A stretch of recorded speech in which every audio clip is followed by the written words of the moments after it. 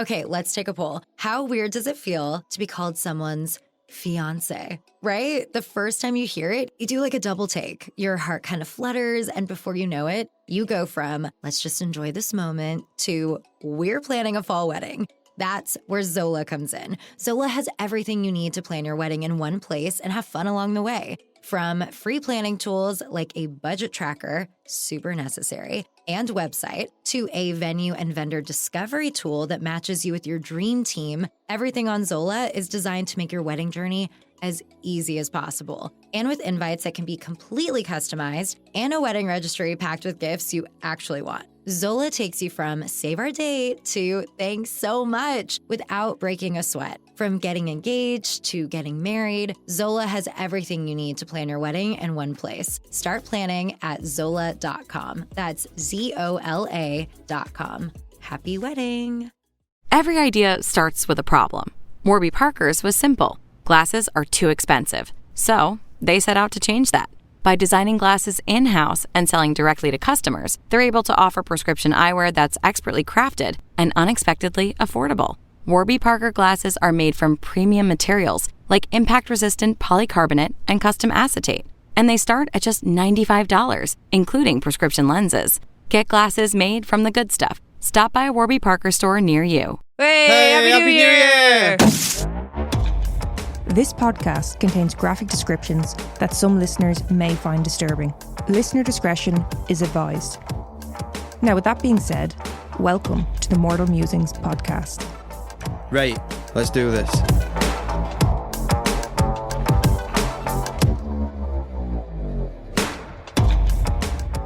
That's gonna deafen people. That's too much. I know it's the new year, Neil, but just fucking calm down. I'm not actually hugely into the new year myself. Neither am I. Like, I mean, it's a bit... Yeah. Well, we were only talking about it the other day. So I'm not a big drinker, but when I was about 16, I went to a New Year's party. And the biggest mistake...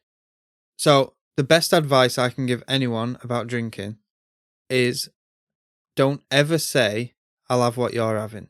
No. Because I got to this pub and I got a double Jack Daniels and Coke. And then someone else was getting a round in and they was like, I'll get the round in. And I'd just say, I'll have what you're having. And then they got me a double vodka Red Bull. Then it was a pint of Stella. Then I think it might have been rum and Coke or something. Like, I didn't have the same drink twice. No, I never mix drinks. And then I had a bottle of champagne. A full bottle. Yeah. And lads, it was one of those like comical sized ones. No, it was not. That is the worst hangover I've ever had. See, I've never really been one for mixing me drinks. You know, like maybe if you had wine with dinner and then you have whatever drink you're having afterwards. Yeah. But overall, no, I'm very kind of stick to the same drink. Yeah. I can't be dealing with that. And you made a show of yourself that night, didn't you? Did. Yeah, so we're not that big into New Year, but you know what? If you are, we hope you had a good New Year. Yeah. Hope it's going well. Hope we're the highlight of it. No, new year, new me. And all that. Yeah. Yeah. Always works. What a load of shite. You're the same old fucking bastard you were last year. Let's be real. You'll change nothing. You'll fucking do nothing. Right, we're going to do some word association. Right, okay. Troy. What? Troy. Quick. Knife. Dog. Cat. TV. Remote. Kitchen. A knife. Garden. Grass. Bed. Headboard. Desk. Lamp. Tinsel. Christmas. Halloween. Sweets. Cheese. Smelly. London. Pricks. Dublin. Pricks. Sheffield. Legends. All right, I think that's enough of that. I think we've gone too far with it now. We have some shout outs to do, don't we, Neil? Oh, yeah. So, first up, I haven't got a nickname for this one. It's more of an observation. Mm-hmm. So it's Kerry. But you know how they say females whose names are supposed to end in Y, but they end in I, they're like wild at parties, like, you know. Yeah, they do. They do say that. don't let them be the ones who are the designated driver. You're not getting home. Mm-hmm. So it's Kerry with an I. Kerry. Kerai. Thank you, Kerai. We have another shout out, and that is Christina. Now, I mean, similar type of thing here. We could have played around with your name, but Neil and I both thought this is a great name to say in a Dublin accent. Yeah. Didn't we? We both agreed. Yeah. I have to lean back for this one because I don't want to deafen everyone. Christine! See, do you know what I'd call her back in Sheffield? Well, how was that though? Did you enjoy that? Yeah. I hope you did as well, Christina. Do you know what I'd call her if I was still in Sheffield? Mm-hmm. Stina. Stina. Not Tina. No, Stina. You have to be difficult, don't you? But yeah, thank you guys. Appreciate you. It'll get us a couple of pints, won't it? We're not actually massive drinkers, but Well, we're becoming. We'll take it up now for you guys, you know? I like how we say that. We always say, well, we're not massive drinkers. We're not big drinkers. We literally have a segment on Patreon called Knock 'em Back. Yeah, if you didn't know, we have a segment on Patreon called Knock 'em Back where me and Megan will sit for about an hour while we're having a drink. And talk absolute bollocks. It might be we're discussing stuff what's happened in our lives or what's on the news at the minute. And our patrons seem to enjoy it. Do they though? Or are they just trying to spare our feelings? And then obviously, we can't forget the bread and butter of the podcast is Neil's Nuggets. Mm-hmm. You know, we have to hide it away on Patreon so Megan doesn't feel bad. Yes, that's exactly what we do. When Neil's Nuggets just destroys the main podcast. Our ratings will go to shit. But yeah, if you do want to have a listen and join, it's on patreon.com/mortalmusingspodcast. And yeah, you can get all the bonus content for as little as $5 a month. So with that out of the way, what are we doing today? If it's another unsolved, like I got what you were saying in the last episode, but you're still not happy about it, and I don't want a fucking hat trick. You take massive issue with me personally for having 2 unsolved cases. No. Oh, but if you do a third, I'm walking out. No, we are not doing unsolved, but I do have to break the news to you that it is a 2-parter. Yeah, it doesn't really affect me that much because I'm going to be doing the second part 15 minutes later. Yeah. It's all right for you. Yeah. But I have to listen to people in the Facebook group and, you know, they'll be messaging me going, you need to leave her. That's what they say. She's done it again. Yeah. So go on, what are we doing today? Right, so today we are going to be talking about Geoffrey Evans and John Shaw, also known as Ireland's first serial killers. Have you ever had one? Well, these are the first, Neil. We're not big on serial killers in Ireland, really. No, all I've really heard about is Scissor Sisters. Yeah, it's more of it's the one-off killings or the gangland killings. Yes, that's much more common in Ireland. We don't really have a lot of serial killer activity over here. It's a very British and American thing. But see, I would say more American. But yeah, I mean, when you think about it, the UK, you have a few big names, a few bigger cases. You can't get bigger than Jack the Ripper. Did that really even happen? Probably not. Yeah. Us Brits, like, if we see an opportunity you're to telling make a some tall money, tale. It's like, yeah. oh, that's a good tourist fucking attraction. I mean, look at the royal family. So to start with, let's take a look at the background of these 2 fellas. So Geoffrey Evans and John Shaw actually aren't originally from Ireland. Now, Jeff and John actually first met while in prison together in England. Both are from the Greater Manchester area. Oh, for fuck's So sake. we're heading up north, Neil. You can claim these 2. I don't want nothing to do with this. Jeff, who had previously worked as a miner, was a married father of 3. John had also been married. Shockingly, their marriages had gone to shit. Jeff was the more cunning of the 2, the brains behind the operation. But both had an extensive list of convictions dating all the way back to the tender age of 14. Oh. After bonding in prison over their shared twisted desires to abduct, sexually assault and murder, 31-year-old John and 32-year-old Jeff arrived in Ireland in 1974 to fulfill their pact of killing one woman each week. Why Ireland? You're going to find out. I know why. So I don't think our listeners know, unless they're from Ireland. So in the UK, we actually have police officers who enforce the law. In Ireland, what do you call them? An Garda Síochána. No, but they're not police officers. Yeah, it's like, so it's, our police force would be considered more of like a peacekeeping police force, rather than like, I'm going to batter the fucking head off you for looking at me the wrong way, for jaywalking across that street. Yeah. No, we don't really do that. But no, you're wrong. That's not why they came to Ireland. Oh. Now, neither of them had any intention of earning an honest living. They would support themselves through theft. Theft, mate. Of course, this... We got called Beats. out for theft. Theft, yeah. Not long back. Theft of hours. Yeah. Because we had a bit too long of a break. Did you ever? And they said, we can have you for gross misconduct. Yeah. It's gross, they were saying it's gross misconduct. And I went, how is it gross misconduct? And they went, well, it's just as bad as going behind the bar and stealing stock. It's theft of hours. And I went, that's not a term. You can't say that. Can't just make shit up. Of course, their thieving ways would eventually catch up to them. On the 5th of February 1975, Jeff and John were both convicted. I'm sorry, when I see you saying Jeff and John, it makes me think of like Muppets or something. Like Jeff and John, it's like some like little fucking duo. Bill and Ben. Yes. Plant pot men. On the 5th of February 1975, Jeff and John were both convicted on 16 counts of burglary and sentenced to 2 years each. They were sent to Cork prison, but were later transferred to Mountjoy in County Dublin.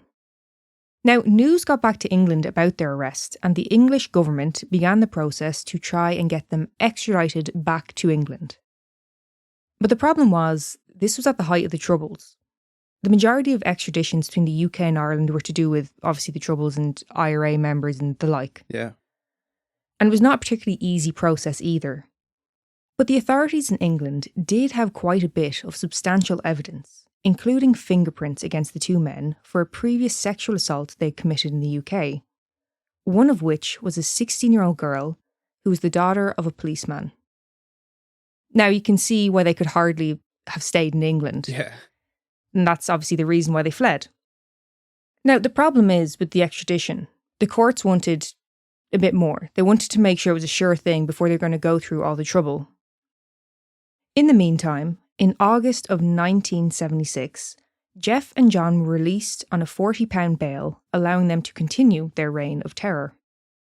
They headed to Feathered, County Tipperary to meet up with former fellow inmate Cliff Outram. Cliff, yes. Sounds a prick. He had actually invited the pair to his home, so they'd obviously formed quite a bond while in prison together. John arrived first, followed by Jeff a few days later. Now, they're out in the sticks, so they need some form of transport. So I fucking honestly thought you was going to say they need some sort of entertainment. Well, I mean, I suppose you would, yeah. So Cliff arranges with one of his friends for the lads to borrow a grey Austin A40 for a few days. Now left to their own devices with suitable transport arranged, Jeff and John decide it's now time to follow through on their previously agreed upon plans. I'm sorry, every time you say Jeff and John, Bill and Ben, the plant pot men, coming into my head. It is kind of like comical sounding, isn't it? Yeah. So when I do the social media post, do you want me to put their heads on Bill and Ben? Please don't. That sounds absolutely terrifying. No, it does though. It's like I said, like it's just immediately like a Muppet type of thing coming to mind, isn't it? And then Cliff can bit sunflower. Yeah. On Saturday, the 28th of August, 1976, 23-year-old Elizabeth Plunkett was in McDaniel's pub in Britis Bay, County Wicklow, along with her boyfriend of 5 months, Damien Bush, and a few friends. They'd headed down to Wicklow for a weekend away. Elizabeth was from Ringsend, County Dublin, and she worked as a foreign currency clerk for De La Rue. She was one of 8 children, described as a vivacious and confident young woman. What does that mean? Bubbly, outgoing, confident. So why didn't they say something? Vivacious. That's a bastard to try and say, that word. She enjoyed an active lifestyle, swimming, hiking, judo and camping. She did the lot, Neil. Yeah. Just back to the word vivacious. He's not letting it go. No, just to let our listeners know. He's fixated, lads. So, obviously our regular listeners, they've worked it out that Megan is slightly more intelligent than me. I don't think I'd say that. She wins all the arguments because she uses words like vivacious, knowing it's going to confuse the fuck out of me. Don't then try she and walked out of the room and I don't know what's gone on. don't try and act like I'm a cunt. Like I'll try and like fucking turn your head round. Like, oh no, what's going on? She uses words like latter. Right, do you know, was it the last episode or the episode? A couple episodes ago, I was like, th. I couldn't even fucking speak. So no one's going to believe you when they say I'm highly intelligent, right? But you do. You always use words like latter, and it's why didn't you say it lasting? There's nothing wrong with expanding your vocabulary. This is what pisses me off about you. Just because you refuse to learn any new words, you try to make me look like a prick because I'll learn a new word and apply. That sounds really douchey. Okay, maybe Look, I am. She learns a new word, latter. No, but it's not like, I mean, actually, I should do that. Everyone should do like a word of the day thing. I was going to get the toilet paper. There you go. But how does that work? But I can see you wiping your ass and then you just got like ink all over your hole. Well, no. But how does that work? Because they say word of the day toilet paper. But if I'm having a good shit... If you have diarrhea that day... Well, no, but if You're running through like 20 words. If I have a... That's what I mean. Like, how does that work? That is a fair point. Like, so you're learning 20 words in that day? Right, well, I'm going to leave this with you. Okay. And will you work on that? Okay. That can be our new, like, does that count as merch? Yeah, I suppose it does, yeah. Should we do our own word of the day toilet paper merch? Watch this space, lads. So anyway, back to Elizabeth, after we were just ambushed by the word vivacious. Now, she was at McDaniel's pub, being vivacious. Mm-hmm. McDaniel's pub was a popular pub for holiday makers, and it was always rammed, with capacity being at about 800. I say being fucking hell. Yeah, I say about 800 because, you know, it gets a bit loose with the rules of, you know. Oh. Well, I mean, generally speaking, how many times is like, oh, they're over capacity? Yeah. I'm not accusing McDaniel's pub of anything here. But that does sound a lot. It does, doesn't it? For a standard boozer, like. Mm. So, about 800 capacity, and this night was no exception. During the course of the evening, one of her friends, Jo, and Elizabeth's boyfriend, Damien, got into a bit of an argument over the sale of a car. The disagreement continues to drag on, putting a dampener on the evening. Elizabeth tries to intervene, telling them that they were there for a nice weekend and there shouldn't be any fighting. Damien tells Elizabeth to mind her business. So once it became clear that they weren't going to pack it in, Elizabeth gets up and she walks out. Multiple witnesses said that they saw Elizabeth walking down the street that night.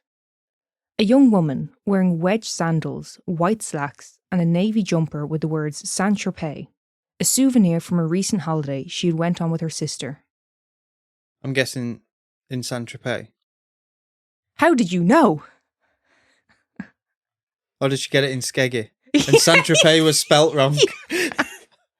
Printed backwards. At 11 p.m, she was spotted leaving the pub. Another saw her 5 minutes later walking in the direction of the caravan park. But that would be the last time she was seen alive. On her way, she makes the unfortunate encounter of John Shaw and Geoffrey Evans. Now, their plan is for John to get out of the car while Jeff drives down the road a little bit. He offers her a lift, knowing it would seem less intimidating than 2 unknown men approaching her. Mm. And that night, it was horrible weather. She was upset and she probably just thought, fuck it. Horrible weather in Ireland. Go away. Also, it was the 70s. People in the 70s fucking love a good hitchhike, don't they? Mm. But as she sat in the car, she begins to feel a bit uneasy. She can sense an ominous presence. But before she has a chance to plan her escape, John and Jeff begin their attack by beating her. As she starts to scream, they grab tissues and force them into her mouth. They drive out to the woods, and when they arrive, Elizabeth is of course terrified, so they try to persuade her to go with them. She pleads for them to just let her go, but they have no intention of doing such a thing. They drag Elizabeth out of the car and over a wire fence which separated the road from the woods. Once through the trees and into the woods, they tell her to lie down. Now at the same time, Elizabeth's boyfriend Damien has now gone out looking for her. Once she had been gone for 15 minutes, the entire friend group began to worry and set off in search of her. Damien drove around Britis Bay and Wicklow Town before going back to Dublin to see if she had just headed home. When he learns that she had not gone home or been in contact with her sister, he informs her father and the guards before he heads back to Britis Bay and continues searching for her. A few days later, search parties are sent out. Among the many volunteers were her friends who she had been out with that night. On the following Monday, a guard was out in the Britis Bay area when he stumbled upon two men with a fire burning. He didn't recognise either of them, and you know what it's like in Ireland, we all know each other. He asks for their names, and they tell him Geoffrey Murphy and John Murphy, brothers. Now, apart from the little fib about their names and their relation, they're actually fairly upfront with details. They tell the guard that they are driving an Austin A40 Farina, which the guard did take note of the plate number, and they also tell him that they are staying with their friend Cliff in Tipperary. But they're in Britis Bay? Yes. And Britis Bay's, not far, yeah. Yeah. It's Wicklow, yeah. Okay, let's take a poll. How weird does it feel to be called someone's fiance, right? The first time you hear it, you do like a double take. Your heart kind of flutters, and before you know it, you go from, let's just enjoy this moment, to we're planning a fall wedding. That's where Zola comes in. Zola has everything you need to plan your wedding in one place and have fun along the way. From free planning tools like a budget tracker, super necessary, and website, to a venue and vendor discovery tool that matches you with your dream team, everything on Zola is designed to make your wedding journey as easy as possible. And with invites that can be completely customized and a wedding registry packed with gifts you actually want. Zola takes you from save our date to thanks so much without breaking a sweat. From getting engaged to getting married, Zola has everything you need to plan your wedding in one place. Start planning at Zola.com. That's ZOLA.com. Happy wedding. The guard takes all of this information, as well as a physical description of the two men. Both had English accents. Jeff was a bit more petite, with fair hair, and John had a fuller head of dark hair and a beard. Fucking crafty Brits, huh? Fucking Murphy. No one sprained anything there, did they? A few days later... It'd have been funny if they'd have said Paddy Fitzgerald and Gerald Fitzpatrick. Yeah, you're waiting for me to elaborate? I thought you were going to. I thought you were going to see, because why it's funny is... You like that one, don't you? Any opportunity you have to tell that joke, you will. A few days later, not far from McDaniel's pub, a woman's shoe and watch were found in the woods. Her family were able to identify them as belonging to Elizabeth. Specifically, the watch. It was a Seiko watch which Elizabeth had been gifted on her 21st birthday. Everyone had them. Oh yeah, popular brand. Oh no, I'm thinking of something else. It weren't Seiko. Casio, yeah. Yeah. Her friend Jo, the one who had gotten into the argument with her boyfriend that night, was the one to find her bra, which had been thrown into the bushes. As the search continues, they also find a pair of men's black boots. But they weren't just any boots. There were some very specific details. They were size 6, smaller than the average, and with steel tips held in place by brass screws. So they're your mans. You said it because this is a little fella, and you said one of them was more petite. Yeah, only a little lad. Yeah. There was also a label found with the name Geoffrey Murphy. Wait, does he think he's in fucking kindergarten or something? Why has he got fucking name tags in his boots? No, it wasn't actually from the boots. You will find out why. Because I was like, how are you leaving a name tag? In case Mate, come on. In case another kid takes the wrong fucking shoe. Shoe thief. Oh yeah. It all comes back round. So the guard that had previously spotted these two dossers hanging about, Yeah. he was like, maybe I'd better get in contact with them. It's a bit dodgy looking. Maybe what? Well, I mean, he spotted these two fellas and they were English. Don't forget that. Yeah. The English accents. And they'd given the names. Yeah. Well, now there's a fucking name tag with... What does he mean fucking maybe? The name was on the tag. Yeah, it's the same name one of them pricks gave. It's a little bit of a giveaway. It's a little bit obvious now, lads. But the problem is, John and Jeff liked to travel. Following the attack on Elizabeth that Saturday, Jeff and John stayed at the caravan park in British Bay until the Tuesday, before returning to Tipperary. They stayed in Tipperary until the 10th of September, where they would then travel to Limerick before making their way to Galway. I like Galway. Galway is lovely. Very nice. Highly recommend it. So I don't recommend Limerick really though. For the Brits, if you like York, you'll like Galway. It's the old. The way you say Galway pisses me off. It's got the old piss off. It's got the old high streets with cobbles and that, hasn't it? Yeah. It's like York. I actually haven't been to York. Like there is actually a street, like a high street in York, and it's dated back. Fucking hell, I can't remember. And you've still got like where the shit and water had run down the road on it. The old sewer system. Where people, because they just chuck buckets of shit and piss out the windows. Yeah, and scream heads up. As the news of the abduction circulated, they attempted to lay low. They decided to set up base and settle in County Galway. They purchased a caravan for £330 under the names of Roy Hall and David Ball. You won't even get a wheel for a caravan for that now. No, it's fucking crazy, isn't it, the difference? They'd also been granted provisional licenses under these names on the 8th of September. A week later, they moved the caravan to a quieter area of the park. And the following day, Jeff stole a 1970s green Ford Cortina from Clifton. They were good. Were they? Cortinas. Well, this one wasn't by the time they were done with it. Okay. They decided to hand paint the car black and then change the plates. It looked fucking shite. You hand painted the car.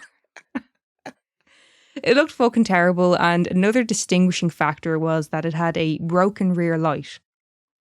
So they're really, really not doing themselves any favours here. Do you know what I mean? Numerous sightings were made of the two men, and like I said, I'm sure it was hard not to be in that shit show that they were driving around in. A few days later... Do you think after they finished hand painting it, do you think they stepped back and pulled up the trousers a bit and went, yep, that'll do. Looks grand, that. I wonder, it was either that or it was Father Ted. You know, the guy who kept banging away like an Aegis. Kept painting away like an Aegis. Do you think they were halfway through and they were like, we're committed? Yeah. Ride the storm out. Commit to the stroke. What did they use? Fucking emulsion. I know it. It literally said the hand paint, and everyone was like, I didn't actually see I really want to see a fucking picture of that car. I'll try and find one.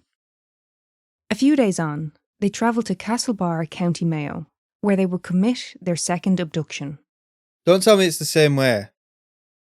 Like, a hitchhiker. Nearly, but not quite. I was going to say, who the fuck is getting in that car? Yeah. Voluntarily. Yeah, this was a little bit more of a situation. Okay. Yeah, it wasn't quite like, oh, come on, I'll give you a lift. Cool car, guys.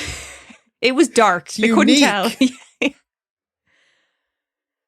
On Wednesday, the 22nd of September, at approximately 11 p.m, Mary Duffy had just finished her shift at the cafe where she worked as a cook. Working 2 jobs, Mary had a strong work ethic. Before starting her shift at the cafe in the evening, she would spend the day working as a shop assistant. One of 7 kids, Mary lived with her family on their farm, 5 miles from the town. She was described as having a sense of humanity, a sense of goodness that shows through. That evening, Mary was wearing a red polo neck, jeans, a red duffel coat, and a pair of boots. She carried a brown handbag with white rosary beads and wore 2 gold rings. Prison beads. Rosary beads. I always thought it was Rosemary. Did you? It was someone called Rosemary, like Saint Rosemary. Mm. It was her beads. No, you got it wrong. But in the UK, we call it prison beads. No, not everyone in the UK calls it prison beads. There are going to be Catholics in the fucking UK who are like, rosary beads. Yes, I have rosary beads. Now, usually, Mary would get a lift home from her brother, or possibly one of the customers. She never walked home alone. Get a lift off a customer? Yeah, but it was, she knew everyone in the town. Yeah, It'd be a regular, That night, Mary headed to the phone box and called home to arrange for her brother to come and collect her. Her brother Michael, who worked in a garage, was out at the time helping a customer, but would soon be home. So Mary called his work and said that she would start making the walk home and she would meet him on the way. While placing this call, Jeff and John are parked further up the road, which Mary would be walking along, just watching her. Watching her make the call, waiting for her to leave. Similar to the abduction of Elizabeth, Jeff waited in the car, while John is the one to approach her. Now, there's houses on either side of the street, so John isn't fucking about. As soon as Mary gets near the car, John punches her in the face, so hard that he knocks out her dental plate. Mary lets out a scream before being forced into the car and speeding away. So it's kind of a similar plan, but obviously, like I said, the houses are nearby. They knew they couldn't fuck about too much. Yeah. That night, a local man by the name of Podrick had headed to the local pub to have a few pints and watch Roots, which was the style at the time. Roots? Roots. That piece of information it's not relevant to the story at all. I just really enjoyed the fact that he felt the need to include it in his telling of the story. How is it? This is in the 70s? Yeah. Roots weren't about them, were it? Yeah. Also, Roots was a remake. What? I thought Roots were more recent than that. No. I just told you it was the style at the time. Podrick was loving it, heading down to the local, getting dressed up, best fucking shirt on. Yeah. Gonna watch me Roots. So anyway, Podrick had headed out to have a pint and watch Roots that evening. Mm-hmm. Like I said, it was the style at the time. At about 11:15 p.m, once Roots had ended, he makes his way home. He gets home, heads upstairs, and then he hears a scream. He calls down to his wife, and she runs to the door to see what's going on. But she doesn't see anything. They let it go, thinking it's probably just kids messing about. I used to do it all the time when I first moved here. Because your bedroom... was on a main street. Your bedroom window was on the main street. Yeah. And I'd hear a scream or something, and I'd go to run out, and you'd always be like, kids fucking about. Because it's always kids fucking about. But I mean, that's the problem here. I am the person who's like, it's just kids. Yeah. Meanwhile, I fucking check the news tomorrow, and it's like, oh. Yeah. Well, that's not good. I should have let him run out there. Yeah. The following morning, when Podrick shows up to work, he learns that Mary's missing. And he realises that the scream he had heard was from Mary. So he heads to the Garda station to give a statement, hoping that it can give a bit of clarity as to the timeline. The Gardaí also went door to door to see if anyone else had heard or seen anything, and this turns up another witness. A man named Cyril had arrived home with his mother and girlfriend to find a car parked across his drive. He stated that this was very unusual and that he didn't recognise the car or the passengers. So he made sure to note down the licence plate and the make of the car. The car was gone within the next half an hour. This is very Irish here, this. It's like, who is that? I don't recognise. The nosy bastards we are. Yeah. We have to fucking know everything. Cyril. Get their plate. Whenever I hear a name like Cyril, I just picture Geoffrey Dahmer. Oh. No, Cyril didn't look like that. I saw the man speaking. Don't you... What's the Don't you slander this man. Now, these two disappearances were seen as being a bit unusual at the time in Ireland. Like we said earlier, we don't have, we're not fucking California in the 70s here. It's only little old Ireland. Yeah. It's just drugs and shootouts. Well, that came a little bit later, but yes. That's our thing. So it was fairly quickly thought that... Oh, actually, no. Ireland, it's dogs. Yeah, we're like the puppy farming capital. I don't know if it's of Europe or the world or whatever, but we're scumbags for that, apparently. Not me personally now, I don't agree with it, but... So like I said, these two disappearances were seen as unusual at the time in Ireland, and it was fairly quickly thought that they have to be connected. The search for the two men that had been spotted in Bridis Bay now intensifies. They seek out further witnesses. One woman who was at McDaniel's pub to pick up her son from his shift the night of Elizabeth's disappearance, she witnessed Elizabeth leave the pub on her own. A man driving past stated that he had seen Elizabeth, and he had also seen a car travel past and stop to pick up Elizabeth. With the information that Jeff and John Murphy had given to the guard in Bridis Bay, they head to Tipperary to question Cliff about the two men. Now when they get there, they show Cliff the boots that were found. Yeah. And Cliff tells them, yeah, sure, they're Jeff's boots.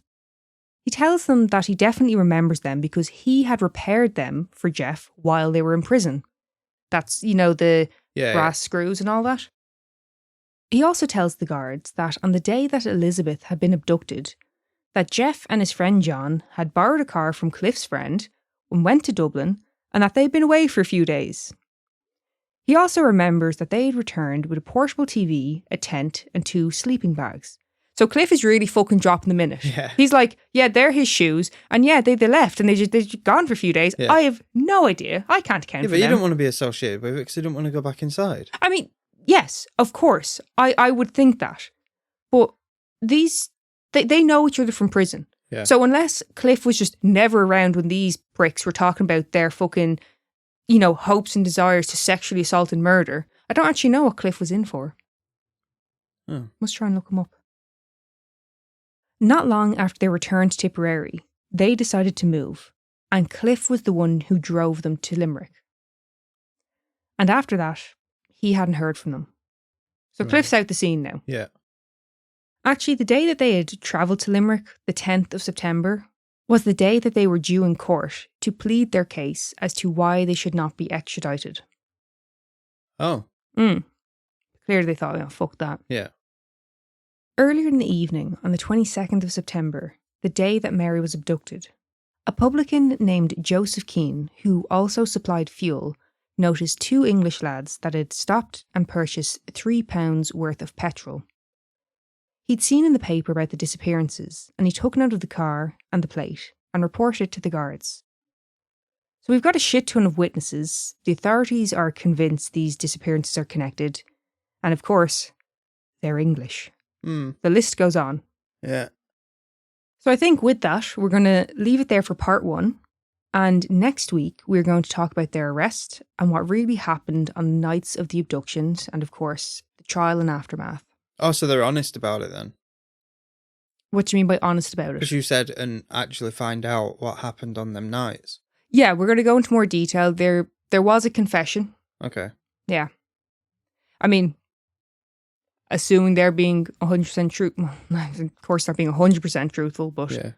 Just imagine guard pulling him over in that car and going, "Did you paint this car?"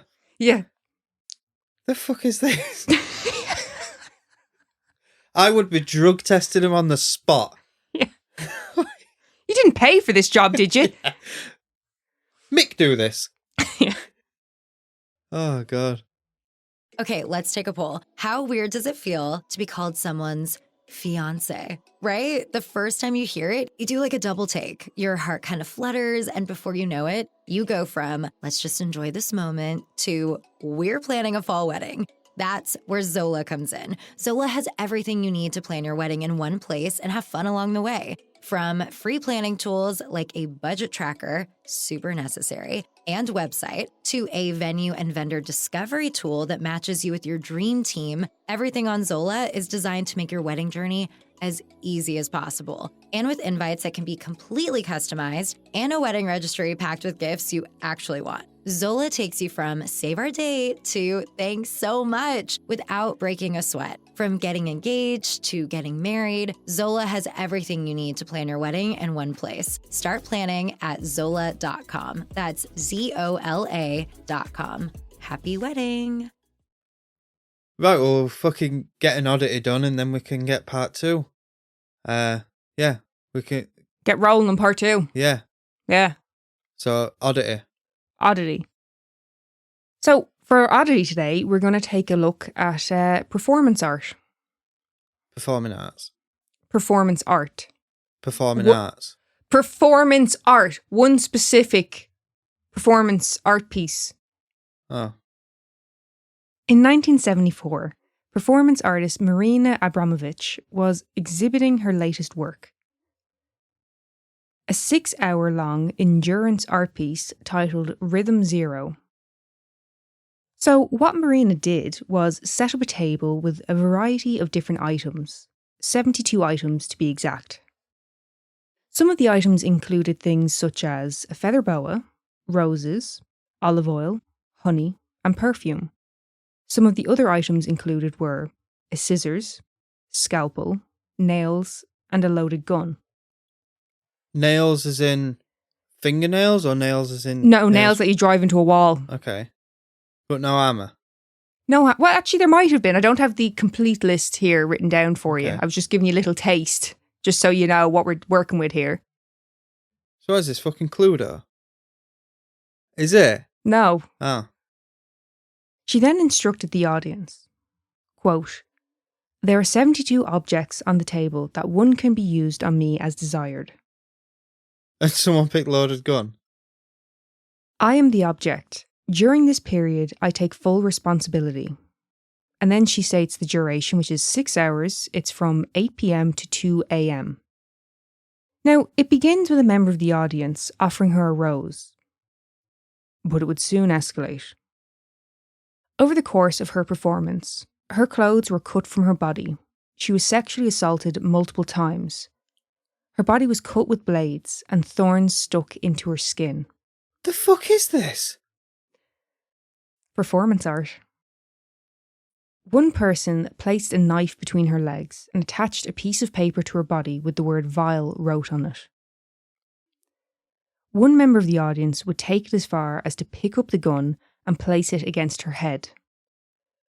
Another stepped in and took the gun from them. This caused the audience to sort of, break into factions. Those who felt entitled to more of a, hey, we're allowed to do this type of mentality, and those who, regardless of what they're being quote unquote allowed to do, wouldn't want to inflict suffering. You're not onto allowed another. to fucking sexually assault or shoot someone in the head. But this was her whole thing, wasn't it? It was literally like, I take responsibility. You can do what you want.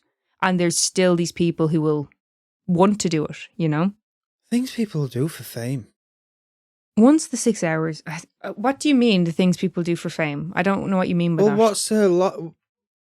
What's her gain for... It's to prove a point. It's a commentary. Do you know what I mean? Commentary? I'm going to get into it. Hang on.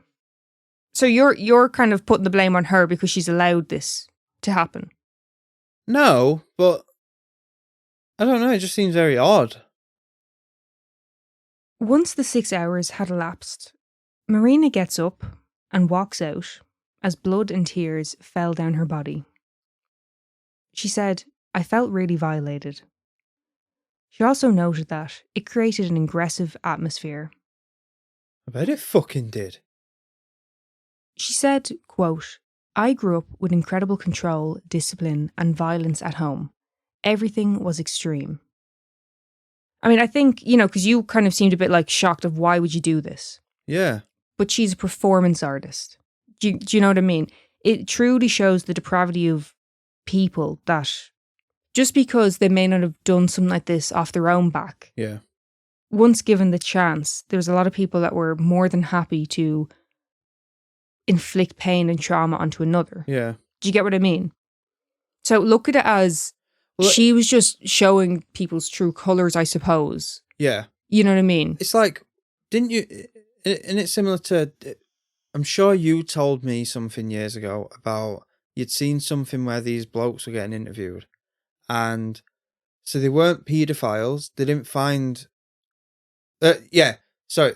They'd never acted on it. They'd never acted on it, but if it was legal, they'd do it. I'm not quite sure what you're talking about. Are you talking about the BBC thing where they interviewed paedophiles who were trying to get into government or something? I don't know.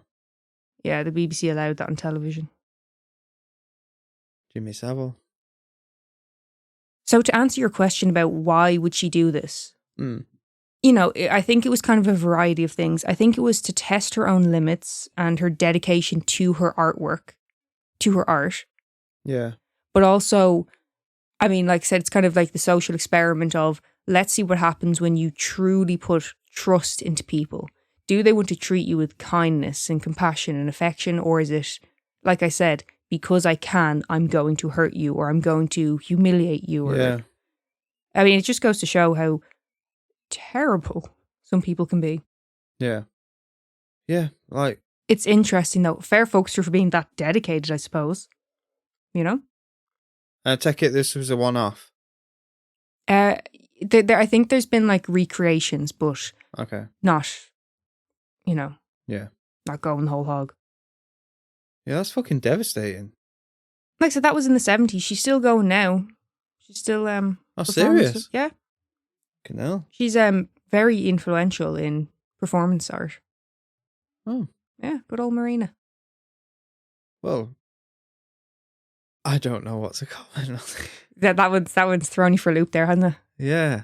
What's your feelings on it? Do you feel like it's a good thing what she did and it proves a point? If I were there, I wouldn't have let people cut her clothes off.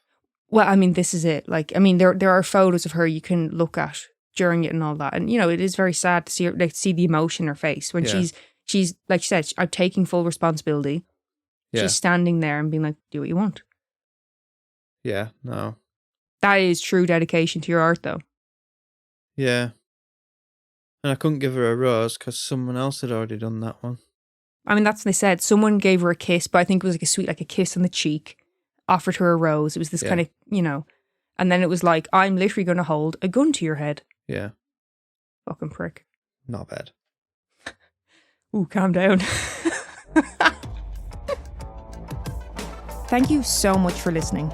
Find us on Patreon, TikTok, Facebook, and Instagram. If you have a case suggestion, or maybe even your own story, email us at mortalmusingspodcast@gmail.com.